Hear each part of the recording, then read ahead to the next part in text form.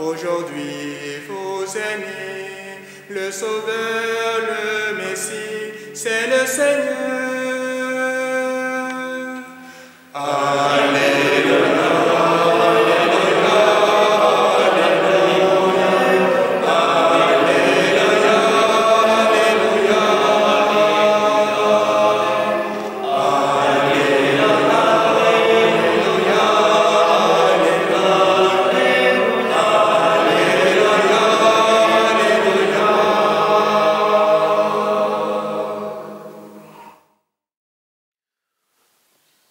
En ces jours où nous sommes, en ce jour, Dieu nous a parlé par son Fils. C'est ce que nous dit l'Épître aux Hébreux. Et c'est ce que l'Église veut nous faire vivre liturgiquement. Lorsque nous contemplons l'enfant Jésus dans la crèche, c'est une image pour nous. En fait, nous sommes invités à contempler le Fils qui est dans le sein du Père. Alors, c'est évident que ce n'est pas quelque chose qui se voit tout de suite. C'est la foi qui nous fait pénétrer ce mystère. L'Épître aux Hébreux nous dit que Dieu a parlé de diverses manières à travers les prophètes. Il nous a parlé en son Fils. Sa personne est une parole. Normalement, une parole, c'est un son qui est porté et qui porte une signification. Il est porté par la voix et il porte une signification. C'est ça la parole, humainement parlant.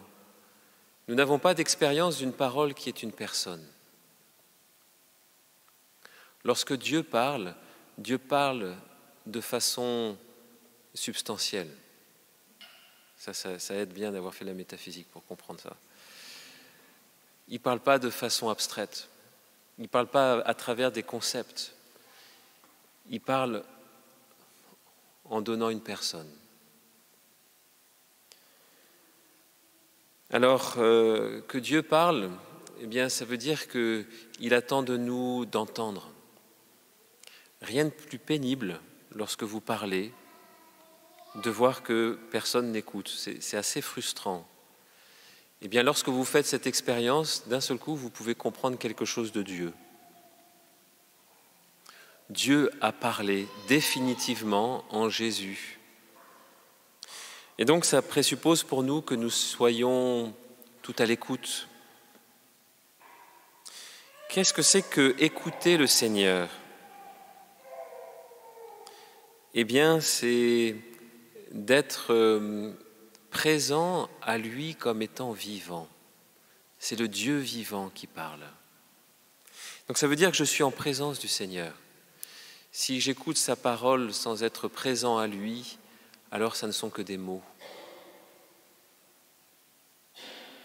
Tandis que si j'écoute sa parole en étant présent à lui, à ce moment-là, ça devient une vie.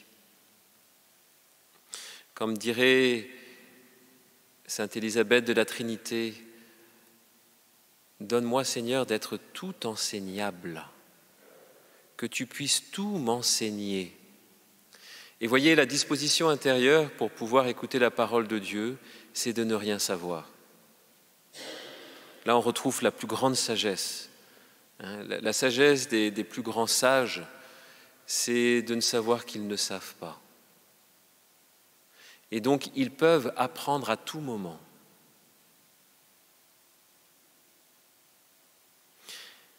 Eh bien, oui, que le Seigneur, c'est peut-être la première grâce que nous pouvons lui demander, Seigneur, fais que je sois tout enseignable, que tu puisses me dire ce que tu veux, comme si c'était la première fois que je l'entendais. Alors, bien, peut-être que, en lisant le prologue, eh bien, nous pourrons redécouvrir tout ce mystère de Dieu.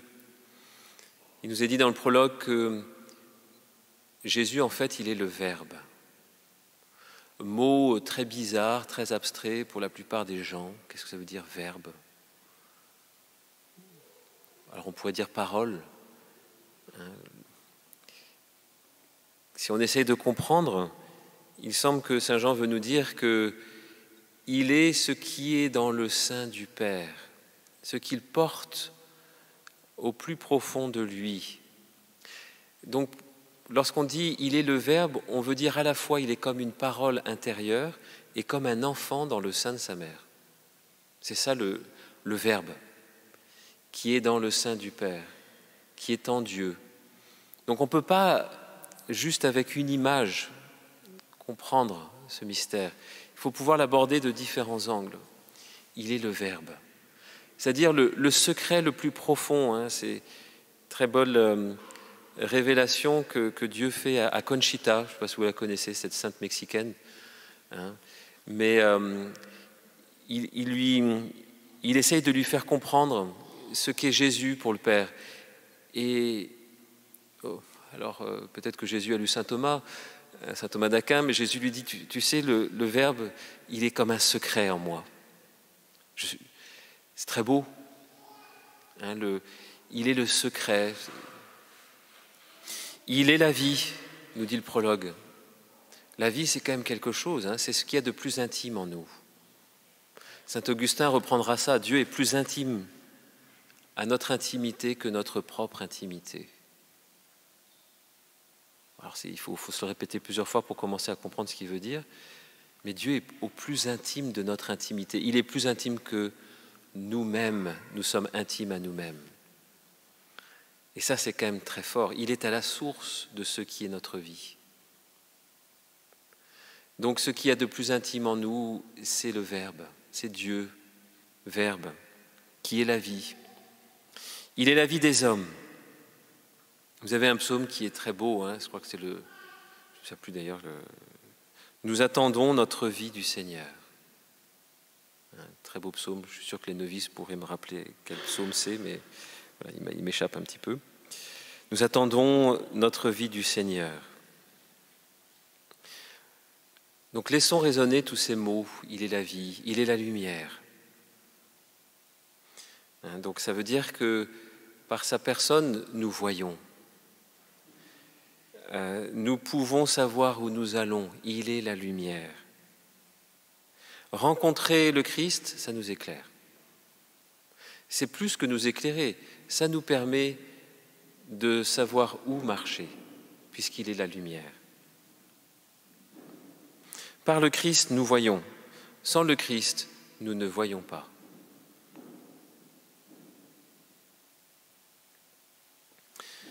Alors, le prologue nous dit qu'il était dans le monde, mais le monde ne l'a pas reconnu. Et ça, c'est le deuxième point qui me semble important à souligner. C'est que l'entrée de Jésus dans le monde se fait dans la bagarre, dans le combat. Ça, vous le saviez. C'est lorsque Jésus vient qu'on s'aperçoit que, nous avons besoin de lui. Si notre cœur était toujours en présence de Dieu, d'une certaine manière, le Verbe n'aurait pas eu besoin de venir, puisque ce que le Verbe est venu donner, c'est cette présence de Dieu. Alors il est devenu nous donner un peu plus d'ailleurs. Il nous est donné de vivre de Dieu lui-même. Mais si Dieu est venu dans le monde, c'est que le monde était dans les ténèbres. Et ça, c'est une des choses les plus difficiles à accepter pour nous. Saint Paul nous dit, vous les païens, vous étiez sans Dieu dans ce monde. Et accepter que c'est la lumière qui nous permet de voir que nous sommes dans les ténèbres. Il est venu nous délivrer des ténèbres et de l'ombre de la mort, nous dit Zacharie. Chaque fois que je ne suis pas dans le Christ, je redécouvre ce monde de ténèbres, ce monde de la mort. Et donc on voit bien que Jésus vient dans un monde qui était déjà conquis par un autre, le prince des ténèbres, le père de la mort. La venue de Jésus va être une agression dans ce monde de ténèbres. C'est une déclaration de guerre. L'Apocalypse nous le dit très clairement. À la naissance de l'enfant, le Satan, ce dragon rouge, attend pour dévorer l'enfant. Il y a une lutte à mort. Cette naissance est une lutte à mort. Et donc, le Christ, lui, va attaquer cette ténèbre. Il va attaquer les ténèbres dans leur propre monde. Et ça, c'est important de voir que donc la première réaction, lorsque nous sommes dans les ténèbres et que Jésus vient, c'est une réaction de rejet. Je ne veux pas de toi. Que viens-tu faire ici? Alors, il est important pour nous de savoir que ces ténèbres, on n'en est jamais totalement guéri. Et donc à Noël, eh bien, demandons cette grâce au Seigneur. Seigneur, viens dans une ténèbre que je ne vois pas. Viens là où je ne pense pas du tout que j'ai besoin de toi, parce qu'en fait, je suis tellement dans les ténèbres que je ne le vois pas. Nous avons en nous des portions entières qui sont dans les ténèbres. Et nous demandons au Seigneur Jésus de venir dans cette ténèbre. Si nous disons, nous voyons, alors notre péché demeure. C'est le Christ qui va nous introduire, il va nous permettre de nous dévoiler où se trouve cette ténèbre. Et alors le Christ va faire la même chose que dans l'incarnation, la même chose qu'à Noël. Il va venir dans les ténèbres. Il va aller au cœur de nos ténèbres. Une incarnation qui va dans les ténèbres. Pourquoi? Pour que la lumière jaillisse des ténèbres. Pour que quelque chose de la résurrection puisse entrer dans les ténèbres, dans nos ténèbres. Et donc, c'est une deuxième prière que nous pouvons faire au Seigneur. Seigneur, entre dans mes ténèbres pour que tu puisses faire jaillir ta lumière. Un troisième point, c'est la prière du jour, la prière du collecte de la messe du jour. Fais-nous participer à la divinité de ton Fils, puisqu'il a voulu prendre notre humanité. Voilà, lorsque Jésus entre dans nos ténèbres pour en faire jaillir la lumière, c'est pour qu'il y ait une conquête. Il a gagné la victoire et il veut conquérir encore, mais pas sans nous. Et donc, en laissant Jésus entrer dans nos ténèbres, pour qu'en jaillisse la lumière, eh bien, le Christ va prendre ce qui est de nous et il va donner ce qui est de lui. C'est un échange avantageux pour nous, disons-le. Et on voit combien Dieu est amour, combien Dieu est charité. Parce qu'il n'y a pas d'autre raison pour Dieu de faire ça que son amour. Vous ne pourrez jamais comprendre pourquoi Dieu vous aime. Par contre, laissez-vous aimer. Laissez-vous aimer. Laissez-vous faire pour qu'il fasse cet échange. Et c'est lui qui fait ça. Et donc il faut une grande confiance en lui. Parce que très souvent on est bourré de peur. Une grande confiance dans son amour. Dieu est charité. Dieu vient gratuitement.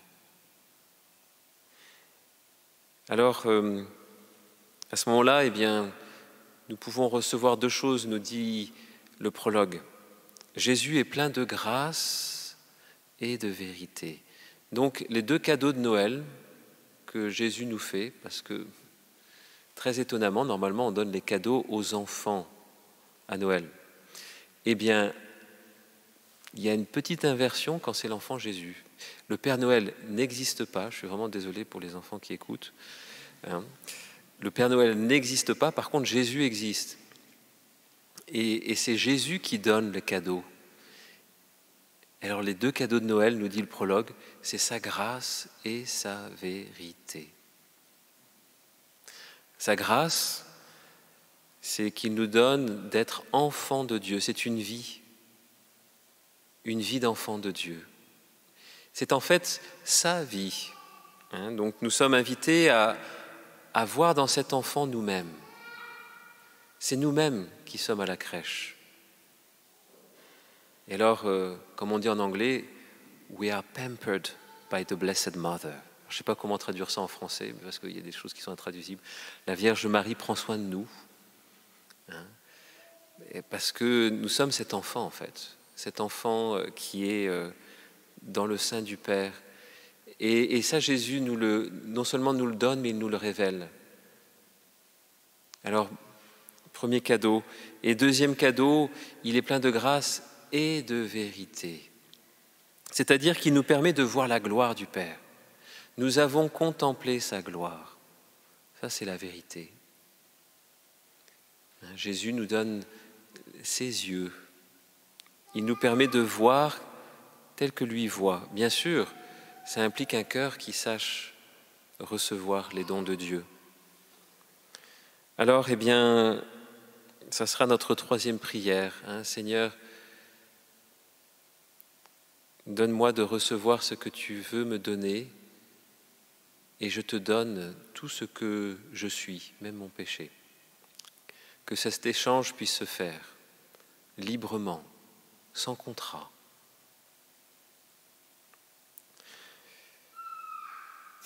Donc laissons-nous rejoindre par Jésus. Laissons-le aller dans nos ténèbres. Laissons-le nous transformer pour devenir un enfant bien-aimé, plein de grâce et de vérité. Et nous confions cela à la Vierge Marie, elle qui est au cœur du mystère de Noël. C'est elle qui a su accueillir l'enfant Jésus. Et c'est elle qui va nous apprendre à l'accueillir en nous. Et peut-être a-t-elle quelque chose à nous dire aujourd'hui. Le plus beau cadeau que la Vierge Marie puisse nous faire aujourd'hui, eh bien, c'est de regarder Jésus comme elle l'a regardé. Et de nous regarder, nous, comme elle nous regarde.